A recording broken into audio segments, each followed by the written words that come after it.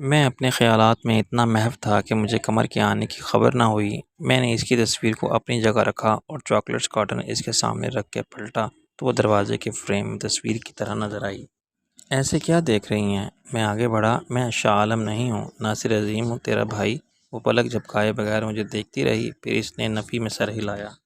یقین نہیں آتا تجھے؟ یہ سمجھتی ہے تو کہ میں واپس جانے کے لیے آیا ہوں؟ نہیں، میں ہمیشہ کے لیے واپس آ گیا ہوں تیرے پاس۔ اس نے آنسوؤں کو بڑی مشکل سے روک رکھا تھا۔ کھاؤ میری قسم بھائی، تیری جان کی قسم، میں وہی ہوں جو تھا اور وہیں رہوں گا ہمیشہ، پھر کبھی تجھے چھوڑ کے نہیں جاؤں گا۔ اس نے ایک چیخ ماری اور مجھ سے لپٹ گئی۔ اس کے بعد وہی ہوا جس کا مجھے ڈر تھا۔ روتے روتے اس کی ہچکی بند گئی، پھر وہ بے ہوش ہو گئی اور مجھے اس کو بیڈ پر لٹا کے ہوش میں لانے کے لیے بڑے جتن کرنے پڑے۔ بے ہوشی میں جب آنسو اس کی آنکھوں سے مسلسل رواں تھے، وہ جذباتی طور پر بھی بہت کمزور لڑکی تھی اور حالات نے اسے بہت زیادہ حساس بنا دیا تھا۔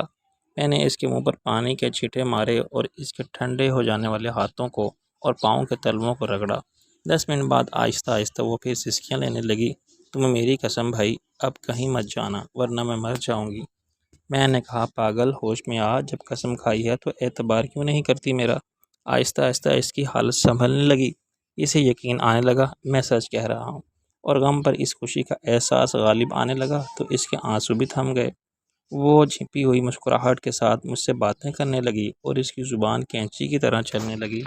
اس کے پاس کہنے کو بہت کچھ تھا، وہ ایک ہی سانس میں رکے بغیر کہہ دینا چاہتی تھی۔ میں نے کہا لڑکی کہیں فل سٹاپ لگا، خود بولتی جا رہی ہے، مجھے بھی بولنے دے۔ وہ سیدھی بیٹھ گئی۔ اچھا بولو، پہلے بتاؤ کہ یہ جوکروں والا حلیہ بنا رکھا ہے، سیاست چھوڑ کے کسی سرکس میں کام کر رہے ہو بھائی؟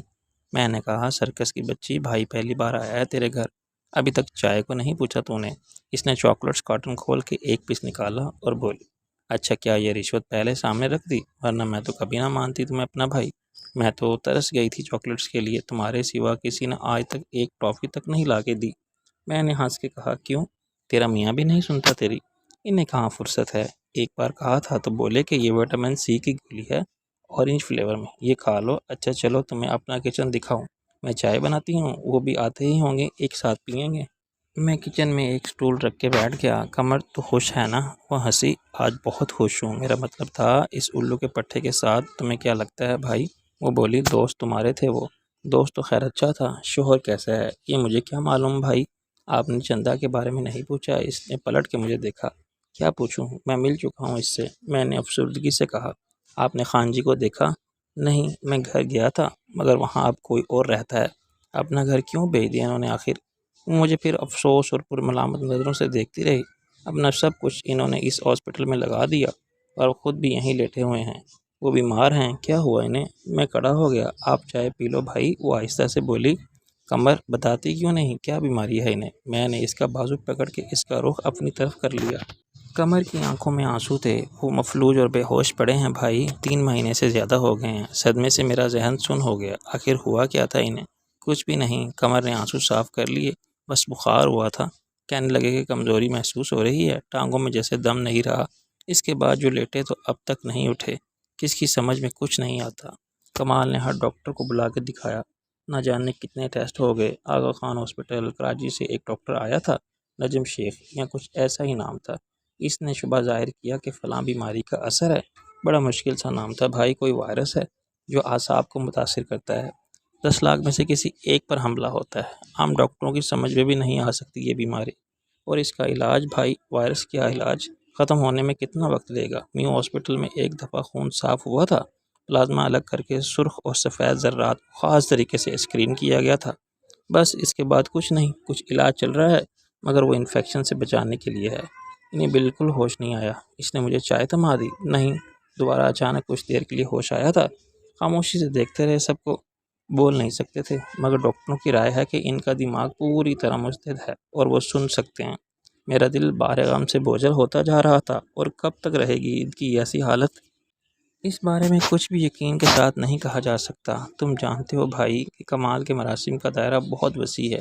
جو کام انہوں نے اکیلے شروع کیا تھا چند برس پہلے، آہستہ آہستہ اس کی شہرت ہو گئی ہے، پبلک بھی جانتی ہے، اور حکومت کے اعلیٰ سرکاری حکام کو بھی خبر ہے۔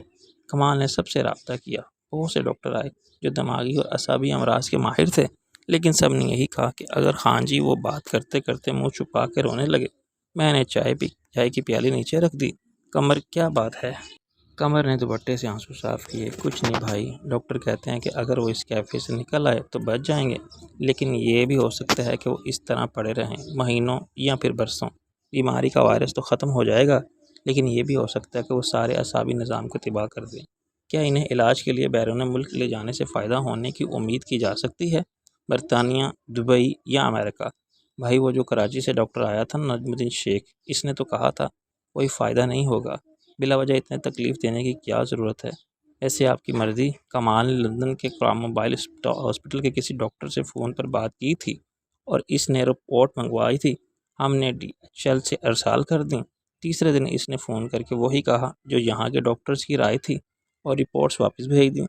علاج کوئی نہیں، امید ہے، دعا ہم سب کرتے ہیں۔ میں نے کہا وہ سب ٹھیک ہو جائیں گے قمر، ان کی قوت ارادی ہر مرض کو شکست دے سکتی ہے۔ میں نے انہیں کبھی بیمار نہیں دیکھا۔ میں جاتا ہوں انہیں دیکھنے کے لیے۔ پتہ نہیں کمال کیوں نہیں آئے، مجھے بھیج دیا بہانے سے گھر، کچھ بتایا نہیں کہ کیا بات ہے۔ کہنے لگے ہمارے بیڈ سائڈ ٹیبل کی دراز میں میری ٹیلی فون ڈائری ہے، وہ لے آؤ۔ میں نے کہا اگر وہ بتا دیتا کہ تمہارا بھائی گھر پر تمہارا انتظار کر رہا ہے تو وہ اداسی سے مسکرائی۔ سچ بتاؤں بھائی، میں انکار کر دیتی، بہت ناراض تھی میں تم سے۔ یہ فیصلہ کیا تھا میں نے کہ تم سامنے آئے تو بات نہیں کروں گی تم سے، تمہاری طرف دیکھوں گی بھی نہیں، تم لاکھ مناؤ گے میں مانوں گی نہیں۔ میں نے محبت سے اس کی گال پر چپت لگائی۔ پاگل کسی اور کی بات نہیں کرتا، لیکن یہ تیرے لیے ناممکن تھا۔ چلو میں بھی چلتی ہوں۔ وہ دروازہ بند کر کے میرے ساتھ نکل آئی۔ اس وقت شام کے 6 بجے تھے۔ مریضوں سے ملاقات کا وقت ختم ہو رہا تھا۔ یہاں آنے والے بیشتر مریضوں کے ملاقاتی یہ بات جانتے تھے کہ ہاسپٹل کا ڈسپلن بہت سخت ہے، کسی کو 6 بجے کے بعد 1 منٹ بھی ٹھہرنے کی اجازت نہیں تھی۔ اس کے باوجود کچھ لوگ بیٹھے رہتے تھے۔ پہلے ان سے ہاسپٹل کے لاؤڈ اسپیکر پر درخواست کی جاتی تھی، پھر بھی رخصت نہ ہونے والوں کو اسٹاف نکالتا تھا اور 6:15 بجے تک ہر صورت میں باہر کا گیٹ بند کر دیا جاتا تھا۔ اس کے بعد ہاسپٹل کی صفائی شروع ہوتی تھی۔ ڈاکٹر آخری راؤنڈ لگا کے مریضوں کی حالت دیکھتے تھے۔ 8 بجے رات کا اسٹاف ڈیوٹی پر آ جاتا تھا تو کمال کو فراغت ہوتی تھی۔ ہاسپٹل کے احاطے میں 3 ڈاکٹرز کو رہائش فراہم کی گئی تھی جو باری باری رات کے وقت ڈیوٹی دیتے تھے۔ ان میں خود ڈاکٹر کمال فاروقی بھی شامل تھا۔ ملاقاتی جا چکے تھے، نرسوں کے معمول کے مطابق اپنا کام شروع کر دیا تھا۔ ایک جیسے لباس میں کسی کو بھی آسانی سے شناخت نہیں کیا جا سکتا تھا۔ میں ان کی صورتیں غور سے دیکھتا رہا، لیکن چندہ مجھے کہیں نظر نہ آئی۔ میں یہ فرض نہیں کر سکتا تھا کہ وہ ابھی تک کہیں چھپ کر بیٹھی رو رہی ہوگی۔ اس نے یقیناً اپنے آپ کو سنبھال لیا تھا اور اپنے کام میں مصروف ہو گئی تھی۔ ہاسپٹل میں سب عام وارڈ تھے، جہاں کسی کے لیے پرائیویٹ یا اسپیشل وارڈ رکھے ہی نہیں گئے تھے، مگر خان جی کو مخصوص حالات کے پیش نظر ایک کمرے میں دے دیا گیا تھا جہاں ان کی دیکھ بھال ICU کی طرح کی جاتی تھی۔ ان کے لیے AC ضروری تھا۔ ایمرجنسی میں استعمال کی جانے والی سب مشینیں وہاں موجود تھیں، مگر وہ ان کے لیے مخصوص نہیں تھیں۔ جیسا کہ مجھے بعد میں معلوم ہوا، خان جی نے بہت پہلے تمام انتظامات کر لیے تھے۔ انہوں نے بہت زیادہ دولت جمع نہیں کی تھی، جائیداد بھی صرف وہ اپنی پرانی کوٹھی تھی اور وہ انہوں نے چندہ کے نام کر دی تھی۔ کوٹھی کی قدامت اور طرز تعمیر کا قدر اب کون تھا؟ ساری قیمت اسی جگہ کی تھی۔ نئے زمانے کے ایک رئیس نے اس کے لیے 50 لاکھ بخوشی ادا کر دیے۔ وہ پرانے ڈھانچے کو گرا کر وہاں جدید ترین انداز کی کوٹھی بنوانا چاہتا تھا۔ چندہ نے یہ ساری رقم کمال کے حوالے کر دی۔ رہائش کے لیے انہوں نے کمال کے ساتھ والا 2 کمروں کا کوارٹر لے لیا، مگر انہیں وہاں رہنا نصیب نہ ہوا۔ اب خان جی ہاسپٹل کے ایک بیڈ پر دنیا سے بے خبر لیتے ہوئے تھے اور چندہ انہی کے ساتھ رہتی تھی۔ ان کا کوارٹر بند ہی رہتا تھا۔ نہانے دھونے یا کپڑے بدلنے کے لیے چندہ دن میں 1 بار جاتی تھی اور کم سے کم وقت میں لوٹ آتی تھی۔ دن میں اس کی ڈیوٹی عام نرسوں کی طرح کسی بھی وارڈ میں ہو، وہ خان جی کو آتے جاتے دیکھ جاتی، رات کو انہی کے کمرے میں سو جاتی۔ اس نے اپنے لیے کھانے پینے کا سلسلہ الگ رکھنے کی کوشش ضرور کی تھی، مگر قمر کے ہوتے ہوئے یہ ناممکن تھا۔ قمر اب ہر گھر کو سنبھالتی تھی اور فرصت کا سارا وقت ہاسپٹل کے کاموں میں کمال کے ساتھ رہ کے صرف کرتی تھی۔ کرنل خان کی گزر اوقات کا ایک ذریعہ ان کی پینشن تھی۔ انہوں نے پس اندازہ کی ہوئی رقم بھی وہ فوجی فاؤنڈیشن کے منافع بخش حصص میں لگا رکھی تھی، مگر کمال کے ہاسپٹل میں تعمیر کا آغاز ہوا تو انہوں نے وہ حصص بھی چندہ کے اصرار پر فروخت کر دیے۔ یہ رقم بھی لاکھوں میں تھی جو ہاسپٹل کے فنڈ میں شامل ہو گئی، مگر کمال کی یہ خواہش کرنل خان نے مسترد کر دی کہ ہاسپٹل کے ایک وارڈ کو ان کے نام سے موسوم کر دیا جائے۔ انہیں ذاتی رہائش کے لیے کوارٹر کافی تھا۔ خان جی کو یہ فکر بھی نہیں تھی کہ کل کو چندہ اکیلی کیسی رہے گی۔ وہ جانتے تھے کہ ناصر کے نہ ہونے سے کوئی فرق نہیں پڑتا۔ خدا کے بعد دنیا میں چندہ کے لیے قمر اور ڈاکٹر فاروق کا آسرا ہے۔ اپنی زندگی میں گزارے کے لیے ان کی پینشن ہی کافی تھی، مگر چندہ اپنی خدمات کا معاوضہ ایک عام نرس کی تنخواہ کے مساوی لینے پر راضی ہو گئی تھی۔ فاروقی نے صاف کہہ دیا تھا کہ تنخواہ تو میں بھی لیتا ہوں، اتنی ہی جتنی دوسرے ڈاکٹروں کو دیتا ہوں۔ یہ تنخواہ بہت کم بھی نہیں تھی اور بہت زیادہ بھی نہیں سمجھی جا سکتی تھی۔ ایک ڈاکٹر اس معاشرے میں عزت کے ساتھ پرآسائش زندگی گزارنے کا پورا حق حاصل ہے۔ کام کے بعد آرام کے لیے اس کے پاس ایک آرام دہ گھر ہونا چاہیے۔ اس سے یہ توقع رکھنا بھی زیادتی ہوگی کہ وہ بسوں اور ٹانگوں میں جائے، پیدل پھرے یا سائیکل چلاتا نظر آئے۔ ایک گاڑی اس کے لیے ضرورت کی چیز ہے۔ یہ سب کچھ انہیں حاصل نہ ہوا تو اثر ان کی کارکردگی پر بھی پڑ سکتا ہے، ان کے جذبہ خدمت خلق پر بھی۔ چنانچہ چندہ نے نرسنگ سیکھ لی تھی اور اب ایک نرس کی حیثیت سے ہاسپٹل میں ملازم تھی، جس کے نصف حصے کی وہ مالک ضرور سمجھی جاتی تھی۔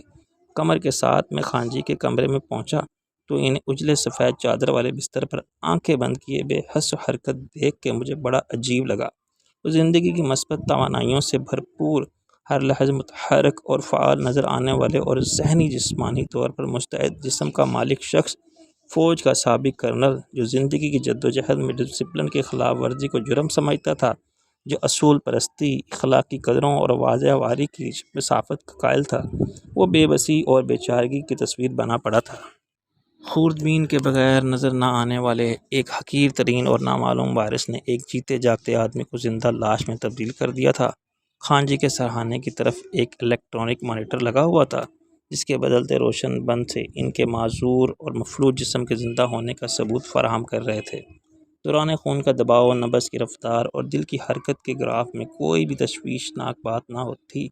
ظاہر کی ساری علامات کی رو سے وہ نارمل تھے اور زندہ تھے، مگر یہ زندگی حیاتیاتی سائنس کے معیار پر تھی۔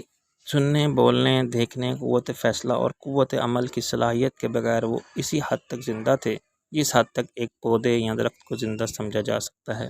خان جی کے ایک بازو سے وہ نلکی پیوست تھی، جس سے وہ قطرہ قطرہ گلوکوز کی صورت میں ان کے جسم کو خوراک کے متبادل توانائی فراہم ہو رہی تھی۔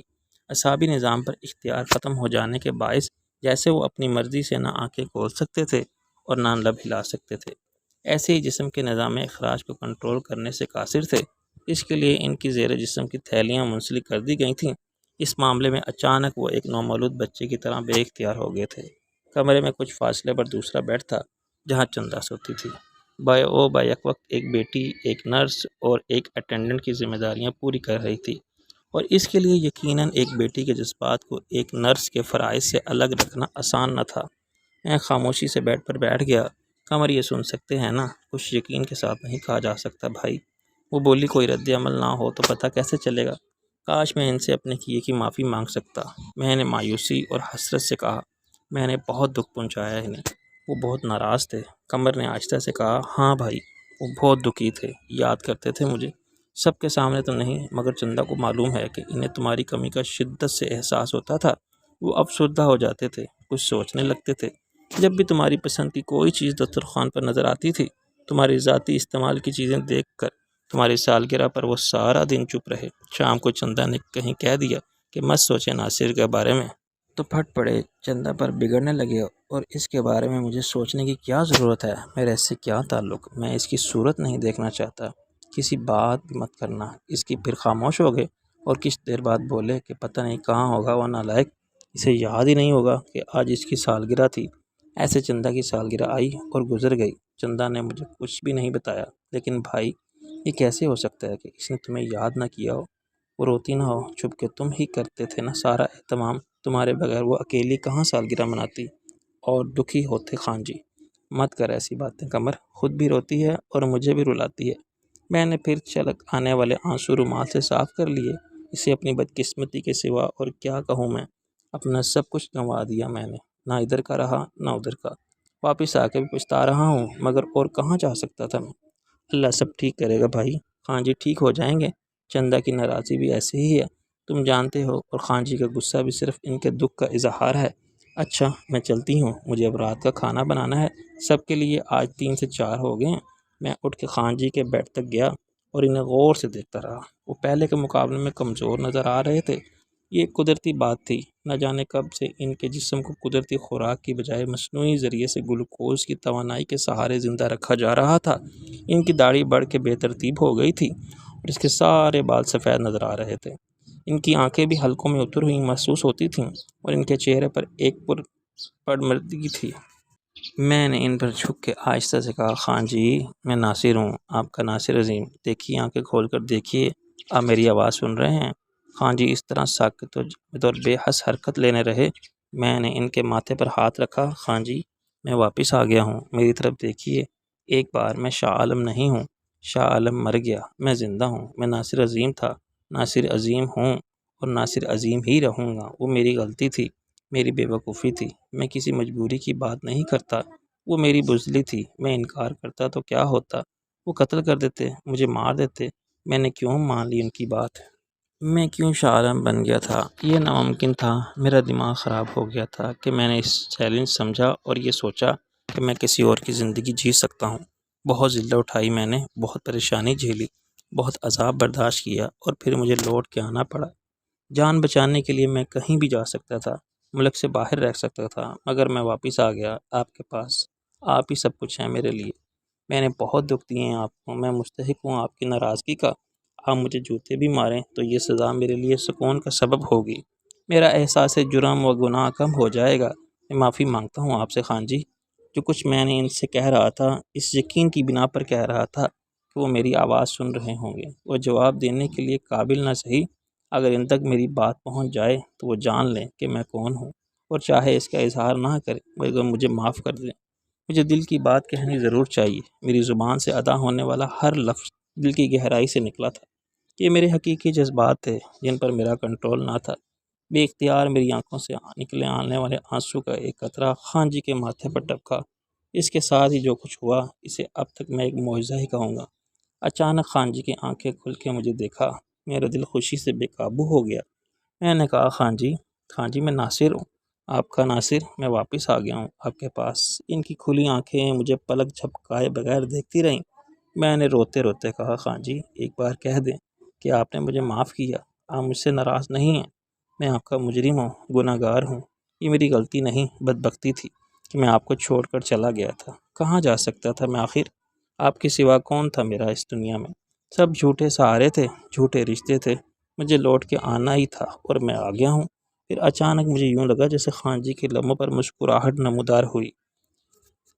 یہ میرا وہمہ نہیں تھا، آہستہ آہستہ ان کی مسکراہٹ بہت واضح ہو گئی، ان کی آنکھوں میں محبت اور شفقت کا اجالا یوں پھیلا جیسے صبح کا سب کے بعد نور سحر محسوس ہوتا ہے، اور جیسے اندھیرے سے اجالا الگ، مختلف اور واضح طور پر متضاد نظر آتا ہے۔ اور میں دیکھ سکتا تھا کہ ان کی آنکھوں میں غصہ نہیں ہے، شفقت ہے، بیگانگی نہیں ہے، اپنائیت ہے، نفرت نہیں ہے، پیار ہے۔ میں نے چلا کے کہا، خان جی آپ نے مجھے معاف کر دیا، اپنے ناصر عظیم کو معاف کر دیا۔ بہت واضح انداز میں ان کے سر نے اسبات میں جنبش کی، آہستہ سے انہوں نے گردن کو اوپر سے نیچے ہلا کے کہا، ہاں۔ ان کی زبان نے یہ لفظ نہیں کہا مگر میرے لیے شک و شبے کی کوئی بات ہی نہیں رہی، انہوں نے اقرار کر لیا تھا کہ اب وہ مجھ سے خفا نہیں ہیں۔ انہوں نے پھر مجھے ناصر عظیم کی جگہ قبول کر لیا ہے۔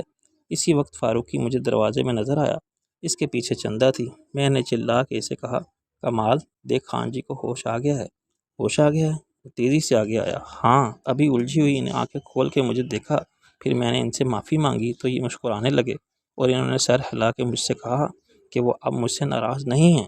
میں نے اسے بڑے جوش کے ساتھ بتایا۔ فاروقی نے شک امیز سوالیہ نظروں سے مجھے دیکھا تو میری نگاہ پھر خان جی کے چہرے پر گئی، ان کی آنکھیں بند تھیں۔ میں جھوٹ نہیں بول رہا ہوں ڈاکٹر صاحب، ابھی ایسا ہی ہوا تھا، خدا کی قسم میں سچ کہہ رہا ہوں۔ چندہ میری طرف ایسے مت دیکھو، میں کسی کے سامنے کوئی ڈرامہ کرنے کی ضرورت محسوس نہیں کرتا۔ میں نے برہمی سے کہا، میں تجھ پر شک نہیں کرتا۔ ایسا ہو سکتا ہے، فاروقی نے کہا، ہو سکتا ہے نہیں، ایسا ہوا تھا یار، میں نے اصرار کے ساتھ کہا اور چندہ کی طرف دیکھا۔ مان لیں، ماننے کی بات ڈاکٹر صاحب، چندہ نے اسپاٹ لہجے میں کہا۔ چندہ، اس کا مطلب ہے تم نے یقین نہیں کیا میری بات کا، کیا اس سے کوئی فرق پڑتا ہے؟ وہ بولی اور پلٹ کے باہر نکل گئی۔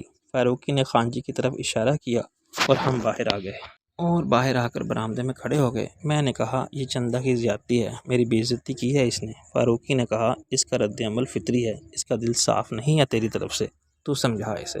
میں نے کوشش کی تھی لیکن اس وقت ہسٹریا غالب تھا، سب ٹھیک ہو جائے گا، مگر ایک دم نہیں، ہم سب مل کے بیٹھیں گے، بات کر لیں گے۔ میں نے گھڑی دیکھی، دیکھ کمال، میرا دل مطمئن ہے، چندہ یقین نہیں کرتی تو نہ کرے۔ تجھے جلدی کیا ہے، کہیں جانا ہے؟ ہاں مگر میں پھر آؤں گا۔ میں نے کہا بکواس مت کر، قمر نے کھانا پکایا ہوگا۔ میں نے کہا یار کھانا کیا ضروری ہے، جب دل چاہے کھا کے کھا لوں گا۔ مت کھا کھانا، مگر یہ کیا بے وقوفی ہے، اتنی سی دیر کے لیے آیا تھا تو ابھی تو ہم نے بیٹھ کے کوئی بات بھی نہیں کی۔ فاروقی نے خفگی سے کہا یار کیا فائدہ بات کرنے کا، جب اعتبار ہی نہیں رہا تو خود نفی کر رہا ہے اعتبار کی۔ تو نے ابھی کیا کہا تھا، خان جی نے تیری بات پر اعتبار کیا یا نہیں کیا؟ قمر نے بھی کچھ کہا جو تجھے برا لگا؟ یار میرے رویے سے شکایت ہے تجھے؟ میں ٹھنڈا ہو کے بیٹھ گیا۔ نہیں مگر چندہ جی چاہتا ہے کہ ایک جھانپڑ مارو تیرے بچے کے۔ کیا تو جانتا نہیں کہ وہ کتنی جذباتی لڑکی ہے؟ انتہائی حساس مزاج ہے اس کا۔ 8 سال ساتھ رہ کے اتنا بھی نہیں سمجھا تو نے کہ تیرے لیے اس کے جذبات کیا ہیں؟ کتنی شدت تھی اس کی جذباتی وابستگی میں، اور اس کے بعد تو نے جو کیا وہ بڑا سانحہ تھا۔ اس کے لیے تیرے پاس کوئی بھی عذر ہو مجبوری کا یا مصلحت کا، اس کے لیے یہ انتہائی غیر متوقع دھچکا تھا۔ 1 سال میں تو نے جو کچھ کیا وہ سب اخباروں میں دیکھتی رہی۔ کچھ سوچ کہ اس کے دل پہ کیا گزرتی ہوگی۔ یہ سب برداشت کیا اس نے، اور اب تو چاہتا ہے کہ بس تو کہے اور وہ بھول جاؤ وہ سب، اور چندہ بھول جائے۔ تو کہے کہ سمجھو وہ کھیل ختم ہوا، اور چندہ کہے جو حکم آپ کا حضور۔ زندگی کو کیا سمجھتا ہے تو مداری کے بچے؟ 8 سال یہاں ایک تماشا کرتا رہا، پھر سال بھر کے لیے شاہ عالم کی زندگی کا کھیل دکھایا، اور پھر آ گیا لوٹ کے یہاں پرانا کھیل دکھانے۔